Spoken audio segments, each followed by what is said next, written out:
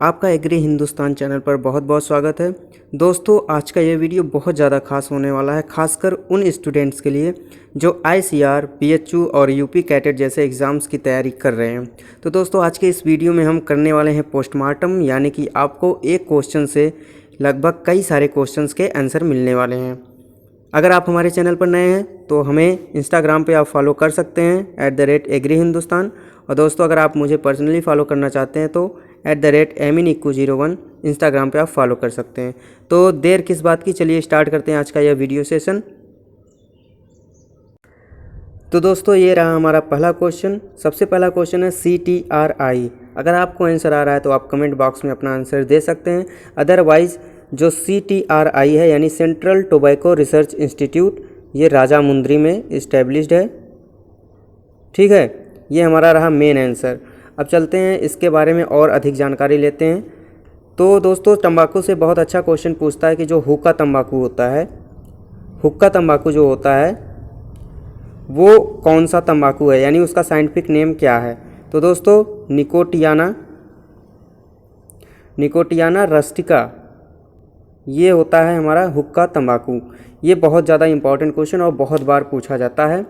ठीक है। और दोस्तों, दूसरी बात, जो निकोटीन होती है यह जड़ों में बनती है, जड़ों में बनती है। इसका यानी फॉर्मेशन जो होता है वो जड़ों में होता है, लेकिन जो लीव्स होती हैं उसमें ये जाके वहाँ पर इकट्ठा होती हैं। तो ठीक है, ये क्वेश्चन बहुत ज़्यादा और बहुत बार पूछा गया है कि जो निकोटीन होता है वो कहाँ बनता है।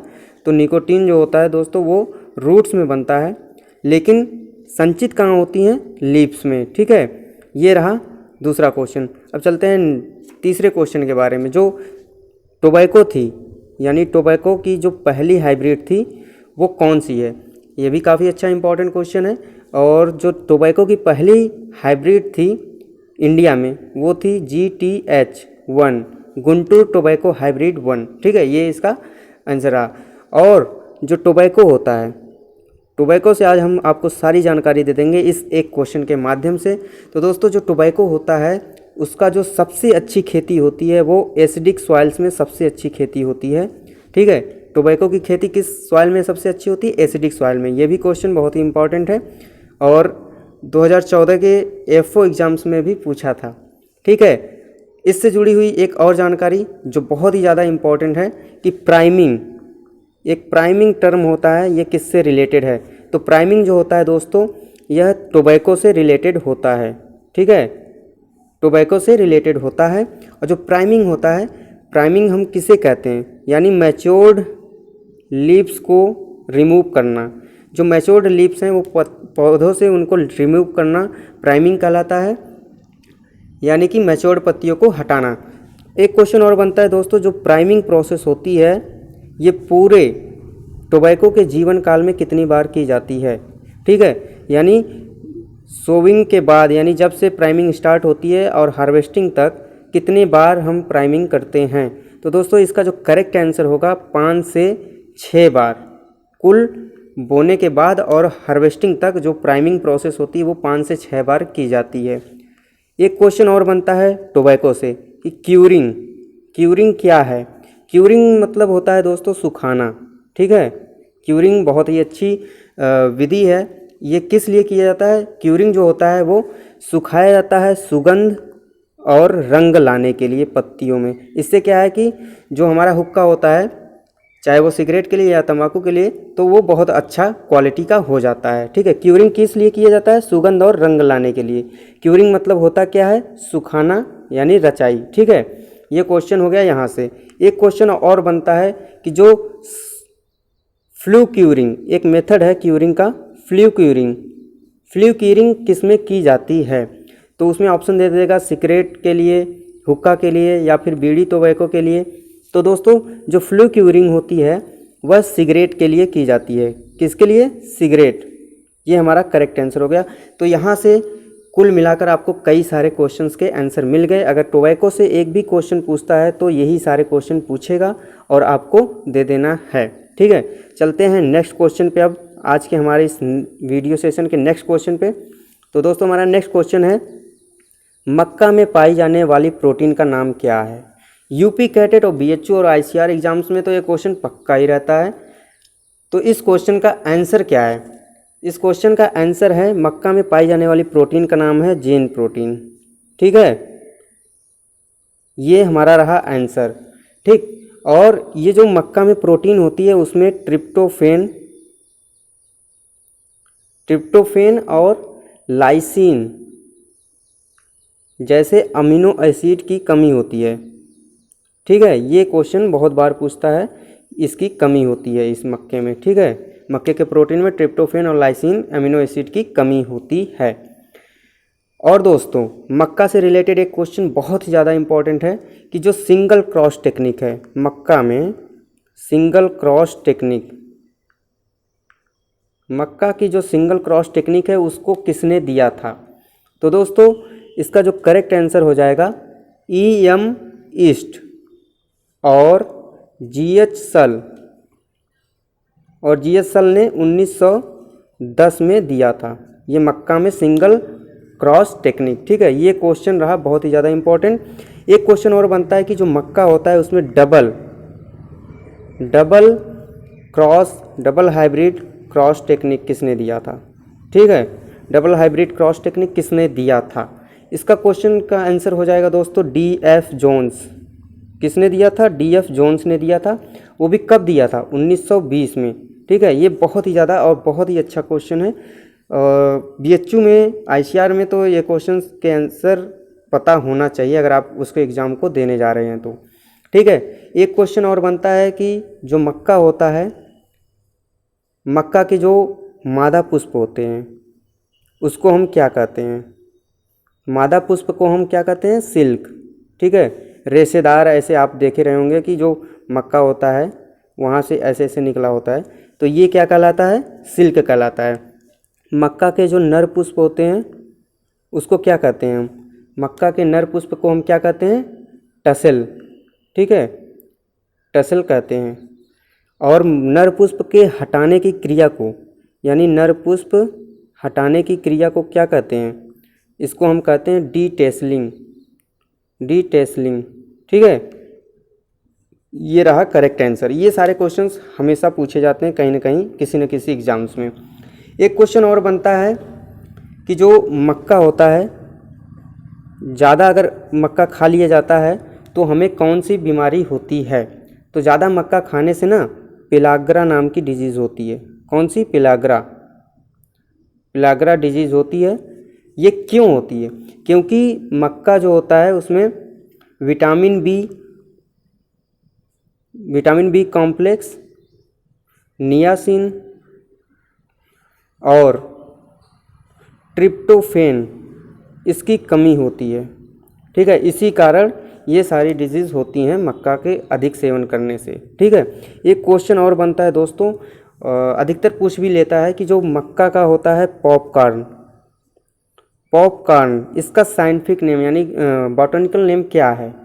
तो दोस्तों, बॉटनिकल नेम इसका होता है जिया मेज इवर्टा। ठीक है, जिया मेज इवर्टा, ये हो गया इसका बॉटनिकल नेम। बहुत ही अच्छा क्वेश्चन है। अब चलते हैं हम नेक्स्ट क्वेश्चन पे अपने। यहाँ से आपको इतने सारे क्वेश्चन के आंसर मिल गए, तो हमारा नेक्स्ट क्वेश्चन ये रहा, लॉन की सिंचाई के लिए सबसे सही विधि कौन सी है? तो दोस्तों, सबसे पहले आपको बता दूं कि लॉन होता क्या है। लॉन को हम हार्ट ऑफ गार्डन कहते हैं। क्या? हार्ट ऑफ गार्डन, यानी बगीचे का हृदय। हार्ट ऑफ गार्डन किसको कहते हैं? लॉन को कहते हैं। लॉन आपने देखा होगा कि कभी कभी जो घर बनता है या कोई अच्छी इमारत होती है तो उसके चारों तरफ हरे भरे खेत होते हैं, उसमें बहुत अच्छी प्रकार की टॉपियरी बनाई जाती है पेड़ पौधों से, तो वही हमारा लॉन कहलाता है। इसमें पूछा गया है कि इसकी सिंचाई के लिए हमें कौन सी सही विधि है? तो दोस्तों, लॉन की जो सिंचाई होती है वो सबसे सही विधि होती है स्प्रिंकलर मेथड के द्वारा। ठीक है, स्प्रिंकलर जिसको हम फव्वारा मेथड भी कहते हैं, यानी बौछार सिंचाई। ठीक है, तो दोस्तों स्प्रिंकलर मेथड से एक क्वेश्चन और पूछता है, यह किस भूमि के लिए ज़्यादा उपयुक्त होती है? तो जो स्प्रिंकलर मेथड होती है यानी बौछार सिंचाई, वह ऊंची नीची भूमियों के लिए सही होती है। सबसे अच्छी मेथड यही है ऊंची नीची भूमियों के लिए, और लॉन की सिंचाई के लिए भी यही है। ऊंची नीची भूमि के लिए कभी कभी यहाँ पे दे देता है अनडुलेटेड लैंड्स। ठीक है, इसका मतलब होता है ऊंची नीची भूमि, यानी जिसका समतल जो होता है वो बराबर नहीं रहता है, बहुत ऊंचा खाला होता है। ठीक है, और स्प्रिंकलर जो होता है, स्प्रिंकलर सिंचाई जो होती है उसमें 1000 लीटर प्रति घंटे पानी निकलता है, यानी 1 घंटे में 1000 लीटर पानी निकल जाता है उस बौछार की माध्यम से। स्प्रिंकलर ये सब उसमें पूछ देता है। ठीक है, और दोस्तों अगर पूछ दे कि उसमें गार्डन में सिंचाई के लिए कौन सी विधि है, तो फलों की सिंचाई के लिए हम थाला विधि करते हैं, थाला विधि। ठीक है, किसके लिए? फलों के लिए। जो ड्रिप इरिगेशन होता है, ठीक है, ड्रिप इरिगेशन, इसकी खोज किसने की थी? सिमचा ब्लास ने, सिमचा ब्लास ने किया था। वो भी कहाँ? इजराइल में। सिमचा ब्लास ने इजराइल में किया। और दोस्तों ड्रिप इरिगेशन जो होता है इसमें 1 से 8 लीटर पर हावर जो वाटर होता है वो डिस्चार्ज होता है, यानी 1 घंटे में 1 से 8 लीटर पानी निकलता है। और दोस्तों जो ड्रिप इरिगेशन है इसके द्वारा हम फर्टिगेशन भी कर सकते हैं। फर्टिगेशन आपको बता दूं कि जो फर्टिगेशन होता है दोस्तों उसका मतलब होता है इरिगेशन वाटर के साथ साथ हम फर्टिलाइज़र को भी दे सकते हैं। ठीक है, ये हो गया फर्टिगेशन। और दोस्तों जो ड्रिप इरिगेशन होता है इसका जो सिंचाई यानी प्रेशर होता है, किस प्रेशर पे ये काम करता है, वो 1.5 से 2.5 kg पर सेंटीमीटर स्क्वायर होता है। ये सारे क्वेश्चंस बहुत ही ज़्यादा इम्पॉर्टेंट हैं। और दोस्तों एक क्वेश्चन तो सबसे ज़्यादा इम्पॉर्टेंट है कि जो ड्रिप इरिगेशन होता है इससे 50 से 70% पानी की बचत होती है। ठीक है, ये 50 से 70% पानी की बचत होती है। और एक क्वेश्चन ये बनता है कि जो ड्रिप इरिगेशन होता है, ड्रिप इरिगेशन की जो जल उपयोग दक्षता होती है, जल उपयोग दक्षता होती है वह कितना होता है? तो ड्रिप इरिगेशन की जो जल उपयोग दक्षता क्षमता होती है वो 90 से लेकर 95% होती है। ठीक है, ये रहा इतने सारे इम्पॉर्टेंट क्वेश्चन जो कि एक क्वेश्चन के अंदर आपको मिल गए। तो अब यहाँ पे हम चलते हैं नेक्स्ट क्वेश्चन पे। दोस्तों हमारा नेक्स्ट क्वेश्चन ये रहा कि बलुई मृदा में क्ले की मात्रा कितनी होती है। ठीक है, तो सबसे पहले ये जान लेते हैं कि जो बलुई मृदा होती है इसमें बालू और क्ले पाया जाता है। ठीक है, बालू जो होता है वो मोर देन 70% यानी 70% से ज़्यादा, और जो क्ले होता है वो 15% से कम होता है, यानी 15% से कम क्ले परसेंटेज पाया जाता है। ठीक है, बलुई मृदा में दोस्तों क्ले की मात्रा कितनी हो गई? Less than 15%। ये रहा इम्पॉर्टेंट क्वेश्चन। अब चलते हैं हम दोस्तों नेक्स्ट क्वेश्चन पे। हमारा जो नेक्स्ट क्वेश्चन है वो ये रहा, बरसिम का प्रमुख खरपतवार है। तो दोस्तों बरसिम का साइंटिफिक नेम क्या होता है? ट्राइफोलियम अलेक्जेंड्रियम। ठीक है, ट्राइफोलियम अलेक्जेंड्रियम ये इसका वैज्ञानिक नाम है। और दोस्तों जो बरसिम का प्रमुख खरपतवार है उसका नाम होता है कांसनी। कांसनी जो है बरसिम की प्रमुख खरपतवार है, इसका साइंटिफिक नेम होता है सिचोरियम इंटाइबस। ठीक है, सिचोरियम इंटाइबस ये इसका वैज्ञानिक नाम होता है इस खरपतवार का। ठीक है, ये हो गए इंपॉर्टेंट क्वेश्चन बरसिम से रिलेटेड। अब चलते हैं हम नेक्स्ट क्वेश्चन पे। तो दोस्तों हमारा नेक्स्ट क्वेश्चन है, गेहूं में सिंचाई की आवश्यक क्रांतिक अवस्था कौन सी है? ठीक है, तो सबसे पहले दोस्तों ये जो गेहूं होता है, जो कल्टीवेटेड गेहूं होता है वह हेक्साप्लॉयड नेचर में होता है, हेक्साप्लॉयड होता है। और इसका जो टूयन होता है कितना होता है? 42। ठीक है, ये हो गया हेक्साप्लॉयड गेहूं का। और इसका जो हेक्साप्लॉयड गेहूं होता है उसका साइंटिफिक नेम होता है ट्रिटिकम एस्टिवम। ठीक है, ये ट्रिटिकम एस्टिवम हो गया इसका साइंटिफिक नेम।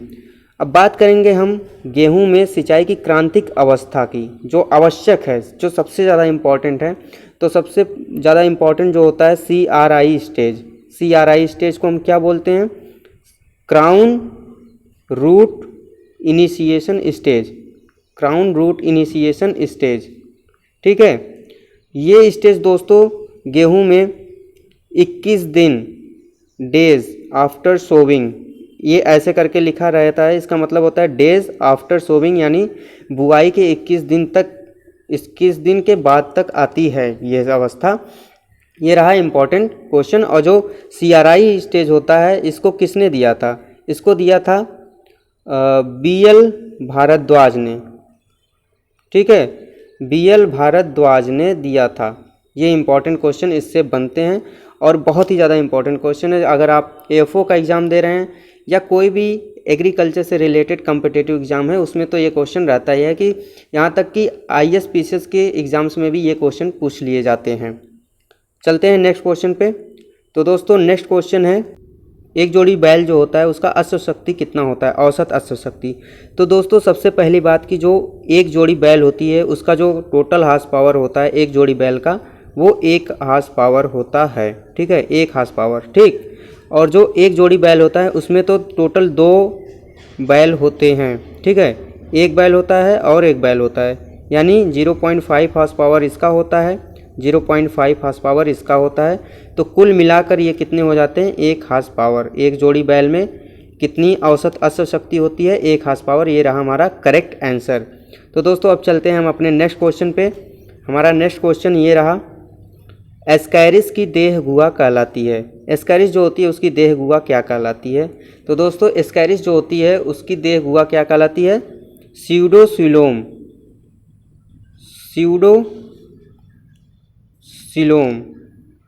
स्यूडोसिलोम कहलाती है, जिसको हम आभासी देह गुहा कहते हैं। क्या कहते हैं? आभासी देह गुहा। ये रहा इसका आंसर, ठीक है। चलते हैं नेक्स्ट क्वेश्चन पे। तो दोस्तों हमारा नेक्स्ट क्वेश्चन है क्वेश्चन नंबर 9। क्वेश्चन नंबर 9 में पूछा है पूसा नन्हा किसकी प्रजाति है। क्या क्वेश्चन है, बहुत ही अच्छा क्वेश्चन है। तो दोस्तों सबसे पहली बात तो जो पूसा नाम अगर कहीं भी आ जाए तो वो यूँ समझ लीजिए कि न्यू दिल्ली से डेवलप किया गया है, न्यू दिल्ली से, ठीक है। और जो पूसा नन्हा होता है, पूसा नन्हा, यह एक पपाया की वैरायटी है, पपाया की वैरायटी है। लेकिन पपाया में कैसी वैरायटी है? ड्वार्फ वैरायटी है। पपाया की कैसी वैरायटी है? ड्वार्फ वैरायटी है। और जो पूसा नन्हा है यह म्यूटेंट वैरायटी भी है। म्यूटेंट वैरायटी मतलब उत्परिवर्तन वाली वैरायटी भी होती है। और एक क्वेश्चन दोस्तों, जो पपाया होता है, पपाया का प्रोपेगेशन किसके द्वारा होता है? पपाया का प्रोपेगेशन किसके द्वारा होता है? सीड के द्वारा। किसके द्वारा होता है? सीड के द्वारा, ठीक है। और पपाया का पेड़ जो होता है यह किचन गार्डनिंग के लिए सबसे अच्छा माना जाता है, और ये वैरायटी भी किचन गार्डनिंग में काफ़ी अच्छी उपज देती है, ठीक है। अब चलते हैं हम नेक्स्ट क्वेश्चन पे। तो दोस्तों हमारा नेक्स्ट क्वेश्चन ये रहा, क्वेश्चन नंबर 10। पूर्ण स्तंभ परजीवी है। पूर्ण स्तंभ परजीवी है यानी टोटल स्टेम पैरासाइट। क्या पूछा है? टोटल स्टेम पैरासाइट को पूछा है। पूर्ण स्तंभ परजीवी कौन सा खरपतवार होता है? तो दोस्तों आपको मैं एक फार्मूला बता दे रहा हूँ, आप उस फार्मूले से याद कर सकते हैं, CLOS, ठीक है। ये जो पार्ट है ये ज़मीन के ऊपर वाला पार्ट है, ये ज़मीन के नीचे नहीं, ये जो है ये रूट वाला पार्ट है और ये जो है स्टेम वाला। तो दोस्तों जो ऊपर का होता है यानी सी से क्या होता है? कुस्कुटा, ठीक है। कुस्कुटा जो होता है ये कैसा है? यह टोटल स्टेम पैरासाइट है। टोटल स्टेम पैरासाइट है। कैसा है? टोटल स्टेम पैरासाइट है। दूसरा है लोरेंथस, ठीक है। कौन सा?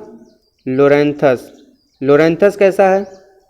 लोरेंथस जो है सेमी स्टेम पैरासाइट होता है। कैसा होता है? Semi stem parasite. और यहाँ पे आ जाएंगे ओरोबेंची। मैंने बताया था कि इस जो लाइन है इसको डिवाइडिंग लाइन बोलते हैं, और इसके नीचे जो पार्ट है वो रूट वाला पोर्शन है यानी ओरोबेंची। ये क्या है? ओरोबेंची, ठीक है। ओरोबेंची का क्या है? ये टोटल रूट पैरासाइट। क्या है ये? टोटल रूट पैरासाइट है। और ये जो है स्ट्राइगा स्पेसीज है। क्या है? Striga species. स्ट्राइगा स्पेसीज कैसा है? सेमी रूट पैरासाइट, ठीक है। आपको बस इतना ध्यान रखना है कि जो CL से क्या होता है? C से हो जाएगा कुस्कुटा, ठीक है। एल से हो जाएगा लोरेंथस, और ओ से क्या हो जाएगा ओरोबेंची, यस से हो जाएगा स्ट्राइगा स्पीसीज। और ये जो डिवाइडिंग लाइन है इसके ऊपर जो होता है वो स्टेम का होता है। जो सबसे पहले रहता है वो टोटल स्टेम पैरासाइट, फिर सेमी स्टेम पैरासाइट, ठीक है। फिर ओ से ओरोबेंची जो है टोटल रूट पैरासाइट है, और यस से स्ट्राइगा यानी सेमी रूट पैरासाइट। आपको ये फार्मूला याद रखना है, इसको बोलते हैं क्लोज फार्मूला। क्या बोलते हैं? क्लोज फार्मूला, ठीक है। इस ये हो गया कुस्कुटा, ये हो गया लोरेंथस, ठीक है। ये ऊपर जो रहता है वो टोटल रहता है, इसमें भी जो ऊपर रहेगा यानी ओरोबेंची, ठीक है। ये कैसा रहेगा? टोटल रहेगा, टोटल रूट पैरासाइट हो जाएगा ये, क्योंकि ये इस डिवाइडिंग लाइन के नीचे है। और ये यस से स्ट्राइगा हो जाएगा। स्ट्राइगा कैसा है? Semi root parasite. कैसा है? सेमी रूट पैरासाइट है। और जो लोरेंथस है यह सेमी स्टेम पैरासाइट यानी सेमी स्टेम पैरासाइट, ठीक है। ये बहुत ही आसान तरीका है याद करने का, वरना अगर ये फार्मूला नहीं याद होता है तो हमेशा लोग कंफ्यूज कर जाते हैं और क्वेश्चन का आंसर गलत कर देते हैं। तो दोस्तों यहाँ पे हमारा आज का ये वीडियो सेशन ख़त्म हो रहा है। अगले वीडियो में हम फिर लाएंगे आपके लिए ऐसे ही ताबड़तोड़ पोस्टमार्टम वाला वीडियो। अगर आपने हमारे चैनल को सब्सक्राइब नहीं किया तो सब्सक्राइब कर दीजिए और अपने दोस्तों में भी शेयर कर दीजिए। Thank you so much.